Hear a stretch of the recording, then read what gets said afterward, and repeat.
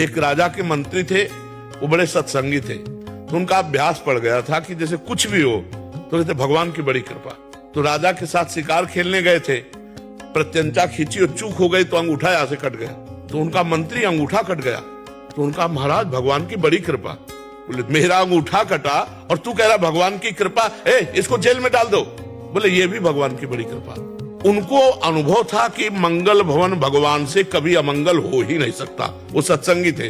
अब वो तो तुरंत आज भी है कि अगर हाथ कट जाए तुरंत उसको डॉक्टर के पास ले जाया जाए, विज्ञ डॉक्टर हो तो हाथ संचालन कर। और उस समय तो औषधियों का जोर था, अंगूठा कुछ दिन में ठीक हो गया। फिर शिकार खेलने गए तो कुछ सैनिक संग थे, मंत्री तो जेल में थे, तो सैनिक पीछे रह गए, उनका घोड़ा आगे बढ़ गया। तो दूसरी सीमा में एक मनुष्य को ढूंढा जा रहा था नरबली देने के लिए।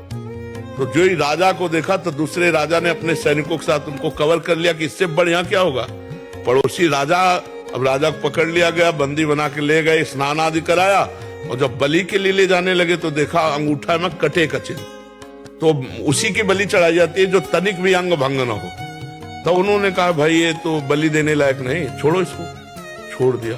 अब उनको लगा यार मंत्री ने ठीक कहा था, अगर अंगूठा न कटा होता तो गला कट जाता, भगवान की बड़ी कृपा। लेकिन मंत्री जेल में सड़ रहा है, मंत्री पद से हटकर जब उसको जेल में डाला तो उसने कहा बड़ी कृपा। अब गए सीधे मंत्री को बुलाया और कहा भाई हमारा अंगूठा अगर ना कटा होता तो गला कट जाता, पूरी बात बताई, लेकिन तुम जेल में सड़ रहे हो, ये कौन सी तुम्हारी कृपा। बोले महाराज मैं मंत्री हूं, सैनिक कहीं भी पीछे रह जाते मेरा घोड़ा आपके साथ होता, और आप बंदी बनाए जाते मैं बनाया।